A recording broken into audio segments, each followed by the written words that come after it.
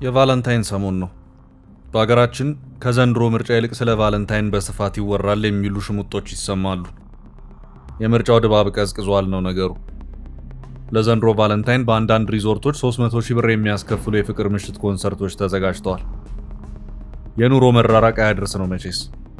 አንዱ ዓመት ለፍቶ ጎበዝ ቆጣቢ ተብሎ የሚያገኘውን ገንዘብ አንደኛው በአንድ ምሽት ያጠፋዋል። ብቻ የዛሬው ጉዳያችን ይሄ አይደለም። ሳምንቱ እንዴት አለፈ ጎበዝ ልንባባልን የተገናኘ ነው።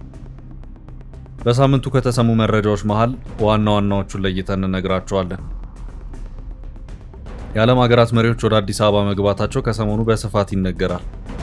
የጣሊያኗ ጠቅላይ ሚኒስትር ጆርጂያ ሜሎኒ፣ የተባበሩት አረብ ኤምሬትስ ንጉሥ ሼክ ዘይድ ቢን ሱልጣን አልናህያን እና በርካታ የአፍሪካ መሪዎች እዚህ ናቸው። የቱርኩ ፕሬዝዳንት ጣይብ ኤርዶጋን ደግሞ ማክሰኞ ፌብሩዋሪ 17 አዲስ አበባ ለመግባት ፕሮግራም መያዛቸው ተነግሯል። ሰኞ ዩናይትድ አረብ ኤምሬትስ ተጉዘው ከመሐመድ ቢን ዛይድ ጋር ከተጨዋወቱ በኋላ ወደ አዲስ አበባ የሚጓዙት ጠቅላይ ሚኒስትር አብይ አህመድ ያቀረቡላቸውን ግብዣ ተከትሎ ነው ተብሏል።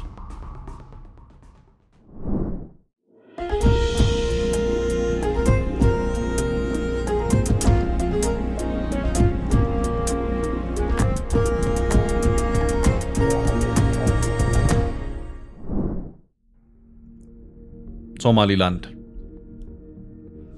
እስራኤል ለሶማሊላንድ የሀገርነት እውቅና ከሰጠች ወዲህ አንዳንድ ነገሮች ተቀያይረዋል እና አብዱራህማን አብዱላሂ ደረታቸውን ነፍተው መንቀሳቀስ ጀምረዋል እና ሐሰን ሼክ መሐመድ በአንጻሩ ሰቀቀን ይዟቸዋል። ሶማሊያ አንዳንድ ጎረቤቶቻችን እስራኤል ለሶማሊላንድ የሰጠችውን እውቅና ይደግፉታል ባሉ ማግስት የሀርጌሳ ሰዎች ከኢትዮጵያ ጋር ልንነግድ ነው ማለት ጀምረዋል። ከኢትዮጵያ ጋር የትራንዚት ንግድና የትራንስፖርት ስምምነት ለማድረግ ንግግር ላይ ነን ያሉት ፕሬዝዳንት አብዱራህማን አብዱላሂ ናቸው። የሶማሊላንዱ ፕሬዝዳንት አብዱራህማን መሐመድ አብዱላሂ ሀገራቸውን የኢንቨስትመንት ሁኔታ በተመለከተ ከሲኤንኤን ቢዝነስ የአረብኛ ክፍል ጋር ቆይታ ያደረጉት በያዝነው ሳምንት ነው። ፕሬዝዳንቱ ሀገራቸው ሰላማዊ፣ ዴሞክራሲያዊና ምርጫ የምታደርግ ነፃ ሀገር መሆኗን ገልጸው ከእስራኤል ያገኙት እውቅና ብዙ ኢንቨስትመንት እንደሚስብ አውስተዋል። የሀገሪቱ የመጀመሪያ የውጭ ኢንቨስትመንት የመጣው በ2016 በዲፒ ወርልድ የግማሽ ቢሊዮን ዶላር መሆኑን ያነሱት ፕሬዝዳንቱ የተባበሩት አረብ ኤምሬቶች በርበራን ከኢትዮጵያ የሚያገናኘውን ኮሪደር በመስራት በርበራ ከሶማሊላንድ አልፎ ጥቅም እንዲሰጥ ማድረጓን ጠቅሰዋል። ፕሬዝዳንቱ ስለ ንግድና ኢንቨስትመንት ባነሱበት ቆይታቸውም ከኢትዮጵያ ጋር የትራንዚት ንግድና የትራንስፖርት ስምምነት ለማድረግ ንግግር ላይ ነን፣ በቅርቡ ይጠናቀቃል ብለን እንጠብቃለን ሲሉ ተናግረዋል። 850 ኪሎ ሜትር የሚረዝም የቀይ ባህር ዳርቻ ያላት ሶማሊላንድ በቀይ ባህር ንግድና ደህንነት ወሳኝ ሚና አላት ያሉት ፕሬዝዳንቱ ሀገራቸው በቢሊዮን በርሜሎች የሚቆጠር ነዳጅ እንዳላትና በ2027 ማውጣት እንደምትጀምር ተናግረዋል።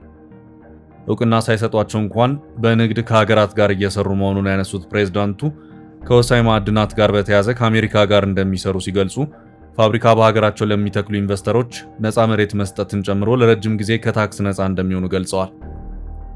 ከቀናት በፊት የሶማሊያው ፕሬዝዳንት ሐሰን ሼክ መሐመድ አሽራቅ አላውሳት ከተሰኘ ሚዲያ ጋር በነበራቸው ቆይታ እስራኤል ለሶማሊላንድ የሰጠችውን እውቅና ለመቀልበስ ከሳዑዲ አረቢያ ጋር እንደሚሰሩ ገልጸው ነበር። ፕሬዝዳንቱ በዚሁ ንግግራቸው አንዳንድ የአካባቢው ሀገራት በሶማሊያ ህብረትና አካባቢያዊ መረጋጋት ላይ አጭር ጊዜ ጥቅሞችን ለማግኘት የእስራኤልን እውቅና እንደ ዕድል ሊመለከቱት ይችላሉ ያሉ ሲሆን የእነዚህን ሀገራት ስም ግን ከመጥራት ተቆጥበው ነበር።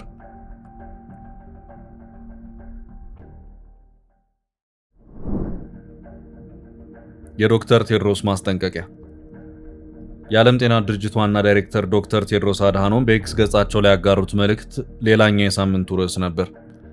ግለሰቡ ስለ አማራ ክልል ሁኔታ ባጋሩ ጽሑፍ ግድያን፣ እስርንና ድብደባን ጨምሮ የጤና ባለሙያዎች ለተለያዩ ጥቃቶች ኢላማ መሆናቸውን የሚያሳዩ የሚረብሹ ሪፖርቶች መውጣታቸውን ጠቅሰው ድርጊቱን አውግዘዋል። ዶክተር ቴድሮስ ከ10 ቀናት በፊት ዶክተር ጸጋሁን ስሜ የተባለ ሐኪም በባህር ዳር ከተማ ውስጥ በጸጥታ ኃይሎች እንደተወሰደና ከዚያ በኋላ ሕይወቱ አልፎ መገኘቱን በጽሑፋቸው ጠቅሰዋል።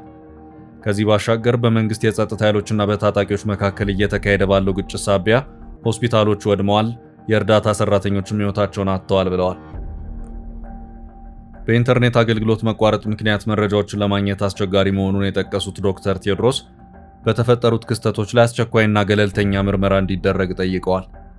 የጤና ተቋማትና የጤና ባለሙያዎች የጥቃት ኢላማ መሆን እንደማይገባቸውም አጽንኦት ሰጥተዋል።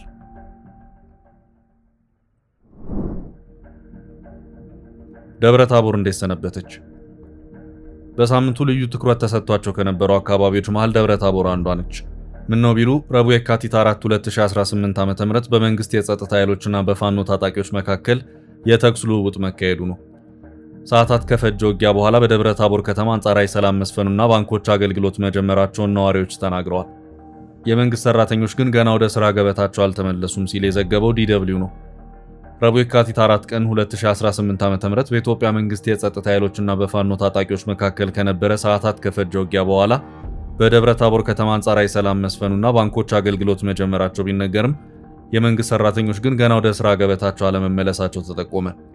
በአማራ ክልል ደቡብ ጎንደር ዞን ደብረ ታቦር ከተማ በመንግስት የጸጥታ ኃይሎችና በፋኖ ታጣቂዎች መካከል በነበረ ግጭት በንብረትና በሰው ሕይወት ላይ ጉዳት መድረሱን ነዋሪዎች ተናገሩ። ረቡዕ የካቲት 4 2018 ዓ.ም ከጠዋቱ 1 ሰዓት ጀምሮ በነበረው ጦርነት በሰውና በንብረት ጉዳት መድረሱን ስማቸው እንዳይጠቀስ የፈለገው የደብረ ታቦር ከተማ ነዋሪ ተናግረዋል።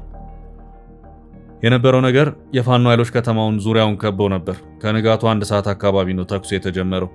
የመንግስት ኃይሎች ደግሞ በተለያዩ ቦታዎች መቀመጫቸውን አድርጎ የመከላከል ስራ ነበር ሲሰሩ የነበሩት። የተወሰነ ንብረት ላይ ውድመትና በሰዎች ሕይወትና አካል ላይም ጉዳት ደርሷል። ነዋሪዎቹ እንደገለጹት ደብረ ታቦር ከተማ ለደቡብ ጎንደር ዞንና ደብረ ታቦር ከተማ አስተዳደር ከተማ በመሆኗ ለ8 ሰዓታት በዘለቀው ጦርነት በርካታ የመንግስት አገልግሎት መስጫ ተቋማት መውደማቸውን የተናገሩት። ደብረ ታቦር ሜትሮፖሊታን ስለሆነች የሁለቱም መቀመጫ ናት። በሁለቱም በኩል ብዙ ተቋማት ተቃጥለዋል። ጦርነት ስለሆነ በአንድም በሌላም በተለያየ አቅጣጫ የሚተኮሱ ህብረተሰቡ ተጎድተዋል። የሞቱ አሉ። የቀብር ስነ ስርዓታቸው በተለያየ ቤተክርስቲያን ትላንት ተከናውኗል።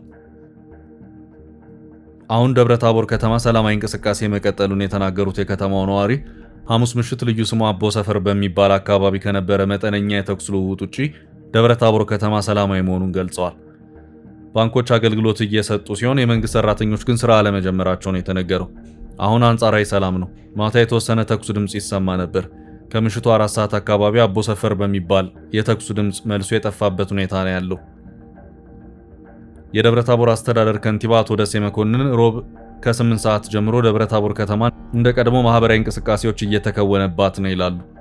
ማህበራዊ እንቅስቃሴዎች ሁሉ እየተካሄዱበት ያለበት ሁኔታ ነው ያለው።